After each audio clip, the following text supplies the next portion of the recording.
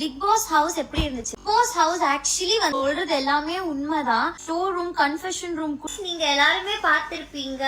Big pass ஹவுஸ்க்குள்ள இருந்த இவ்வளோ நாள் நீங்க நிறைய சப்போர்ட் கொடுத்துட்டு இருந்தீங்க. இது எல்லாருமே ஒரு அன்னியன் தானே, எல்லாருக்குள்ளயும் ஒரு அன்னியன் இருப்பாங்க. இவ்வளோ நாள் கொடுத்த சப்போர்ட் இந்த வாரம் பார்த்திங்கன்னா ரவீனா எலிமினேட் ஆகிட்டாங்க. இன் அடிஷன் டு தட் இன்னொரு ட்விஸ்ட்டும் இருந்திருக்கு. நிக்சனும் எலிமினேட் ஆகிட்டார். ஆக்சுவலாக நிக்சன் தான் சொல்லிகிட்டே இருப்பார், ரவீனாவால் மணி கேம் இதாகுது, மணியால் ரவீனாவோட கேம் ஸ்பாயில் ஆகுதுன்னு மாற்றி மாற்றி சொல்லிட்டு இருந்தார். ஆனால் அவர் ஐஷு கூட பண்ண லீலைகள் அந்த ஒரு குறிப்பிட்ட ஒரு மாதத்தில் பயங்கர ட்ரெண்ட் ஆச்சு, வைரல் ஆச்சு. அண்ட் ஐஷுவோட அப்பா வீட்லேயே என்ன பண்ணியிருந்தாங்க, அவங்கள தயவுசெய்து அவங்க பொண்ணை அனுப்பிடுங்க, நிக்சன்ட்டு காப்பாற்றுங்கலாம் பிரதீப்க்கு மெசேஜ் பண்ணியிருந்ததா. மெசேஜ்லாம் லீக் ஆகிருந்தது.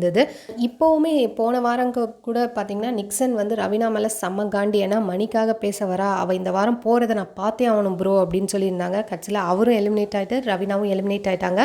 எப்படினும் அடுத்தடுத்த வாரங்களில் 2 எலிமினேட் ஆகணும். ஏன்னா இன்னும் 10 பேர் இருக்காங்க, கிட்டத்தட்ட 11 பேர் இருக்காங்க.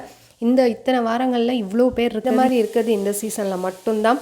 அண்ட் ரவீனா வெளியில் வந்த பிறகு நிறைய விஷயங்கள் தெரிஞ்சு தீப்புக்கு எதிராக அர்ணாக்குடி மேட்டர், அதுக்கப்புறமா அவருக்கு என்ன நடந்தது அப்படின்ற விஷயங்கள் தெரிய வந்ததுன்னா அவங்களுடைய ரியாக்ஷன் என்னவா இருக்கும். அண்ட் தென் அவங்களுடைய இன்டர்வியூஸ்க்காகவும் நம்ம வெயிட் பண்ணிகிட்டு இருக்கோம். ஃபஸ்ட்டெல்லாம் ரவீனா மணியை விடவே சூப்பராக விளையாட்டுருந்தாங்க. அந்த ஃப்ளோலேயே விட்டுருந்தாருன்னா மணி கண்டிப்பாக மணியோட தப்பும் இதில் இருக்குது. மணி கூப்பிட்டு அட்வைஸ் பண்ணி அவங்கள சப்ரஸ் பண்ணிட்டாரு. இல்லைனா அவங்க ஓரளவுக்காவது வந்திருக்கலாம். ரவீனா வெளியில் போனது கண்டிப்பாக மணியால் அக்செப்ட் பண்ணிக்கவே முடியாது. கண்டிப்பாக பயங்கரமாக அழுதுருக்காரு அப்படின்ற நியூஸும் வருது.